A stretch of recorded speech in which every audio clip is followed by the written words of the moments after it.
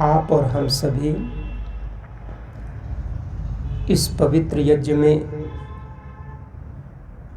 एकत्रित होकर के वेद की पावन ऋचाओं का गान करते हुए श्रद्धापूर्वक अपनी आहुतियां प्रदान कर रहे हैं। पूज्य आचार्य जी जो इस यज्ञ के ब्रह्मा हैं, वेद की ऋचाओं पर अपना गंभीर चिंतन हम सभी के समक्ष प्रस्तुत करते रहते हैं। उससे हम सबकी वेदों के प्रति आस्था श्रद्धा बनती है, श्रद्धा उत्पन्न होती है। वेद परमात्मा की पवित्र कल्याणी वाणी है। अभी एक वेद की ऋचा प्रस्तुत की, ये भी ऋग्वेद का ही मंत्र है। मिमीह श्लोक के मास से पर्जन्य इव ततना गाय गायत्र मुख्यम। इसका जो शब्दार्थ है, भाव, वो ये है, हे चिंतनशील बुद्धिमान मनुष्य,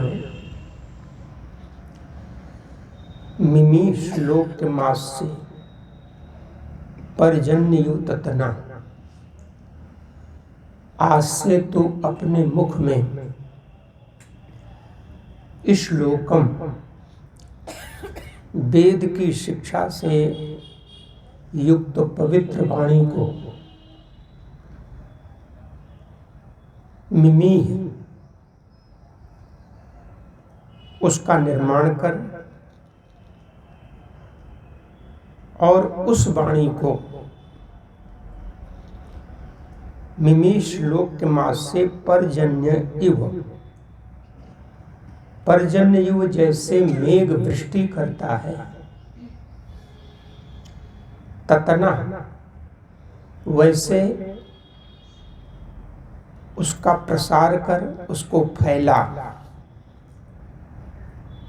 गाय गायत्र मुख्यम,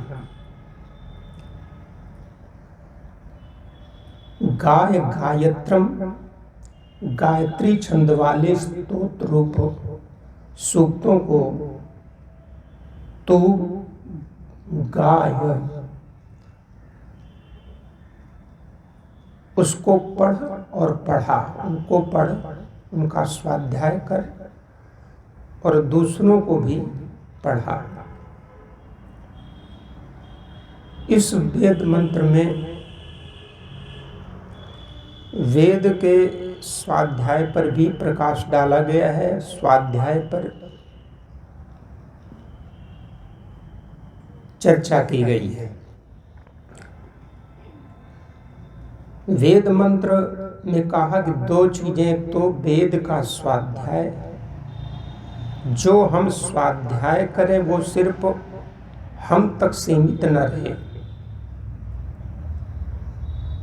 वह स्वाध्याय ऐसा हो जैसे पर्जन्य इव ततना, जब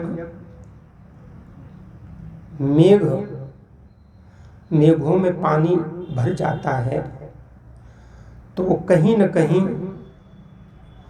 वृष्टि कर देते हैं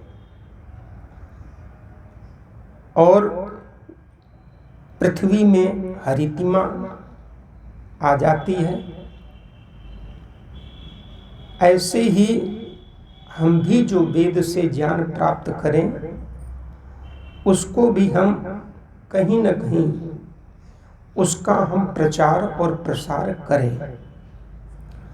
उस ज्ञान को हम अपने तक सीमित न रखने वाले बने। वेदों का ज्ञान इसीलिए लोगों तक, समाज तक, विश्व तक नहीं पहुंच सका क्योंकि जो वेदों के विद्वान थे, मनीषी थे, उन्होंने इस वेद विद्या को अपने तक सीमित कर लिया था। एक ऐसा समय आया जो अपने आप को ब्राह्मण कहते थे,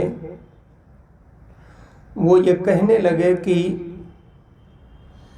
वेद को पढ़ने का अधिकार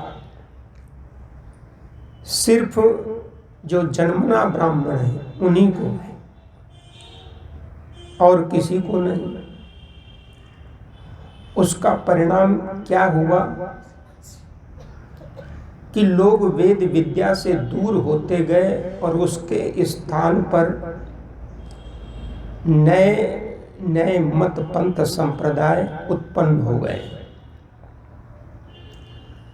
अगर ये ऋषियों की परंपरा अच्छे प्रकार से चल रही होती तो देश में इतने पाखंड नहीं होते। आज जो अंधविश्वास, जो जड़ता जो दिखाई देती है, उसके मूल में यह है कि वेद की शिक्षा का जैसे प्रचार और प्रसार होना चाहिए था वो नहीं हो पाया। आज भी बड़े पुरुषार्थ की आवश्यकता है। ये जो वेद मंत्र हैं, जो वेद की ऋचाएं, इनका बहुत सीधा सरल अर्थ करके हमारे जो विद्वान मनीषी हैं उनके ट्रक छपा छपा करके घरों घरों में अगर वितरित किए जाएं तो इससे बड़ा लाभ होगा। आप देखें कि जो क्रिश्चियन होते हैं, ईसाई मत को मानने वाले, वो हमेशा जो है वो छोटे छोटे ट्रक निकालते रहते हैं और लोगों के घरों में जा जा करके उनको वितरित करते रहते हैं। वो अपने मत का प्रचार प्रसारित प्रकार से कर रहे होते हैं। ये तो परमात्मा की पवित्र कल्याणी वाणी है, ये तो समस्त मानव मात्र के लिए है।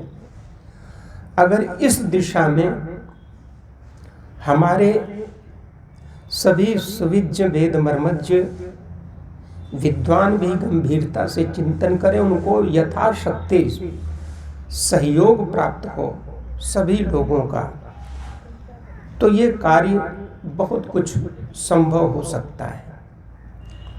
बहुत से लोगों को सिर्फ वो वेद नाम तो जानते हैं, लेकिन वेद में क्या कुछ है इसके बारे में उन्हें कुछ भी पता नहीं। यहाँ तक कि जो हमारे ये मंदिर हैं पौराणिकों के, सनातन धर्म के, इनमें जो पूजा अर्चना करने वाले जो अर्चक, जो पुजारी हैं,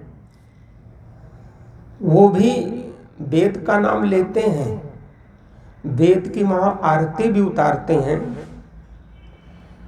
वेद का जयकारा भी लगाते हैं, लेकिन उन्होंने वेद के खोल करके देखा नहीं। हमारे ही करीब एक मंदिर है सनातन धर्म का, वहाँ पर मुझे जाने का अवसर प्राप्त हुआ तो एक वहाँ पर देखा वेद मंदिर। वेद मंदिर में चारों वेद रखे थे और उनकी आरती की जा रही थी। जब आरती समाप्त हो गई तब हमने पुजारी से पूछा, क्या आप इन वेदों को खोल करके कभी इनको देखा है, इनको पढ़ा, इनका स्वाध्याय किया है? उसने कहा कि ये जिस ढंग से इनको ढक करके अच्छे से कपड़े में इनको सजा करके रख दिया गया है, बस ये ऐसे ही रखे हुए हैं, इनको हमें कभी खोलने का अवसर प्राप्त नहीं हुआ और न इनको पढ़ करके देखा है, इसमें क्या है।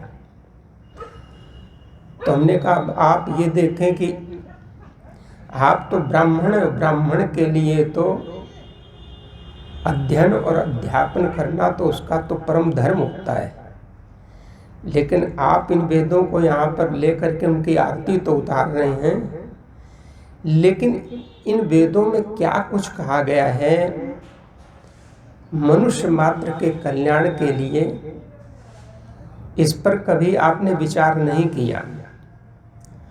तो इसी ढंग से लोग वेदों का नाम तो सुनते हैं बहुत से लोग, लेकिन वेदों के दर्शन कितने किए, कितने लोगों ने किए।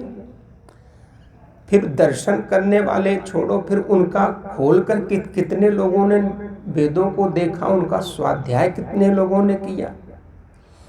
ये आर्य समाज का मंच ही एक ऐसा मंच है, ये वैदिक, जहाँ पर हमारे विद्वत गण इन वेदों पर चर्चा करते हैं।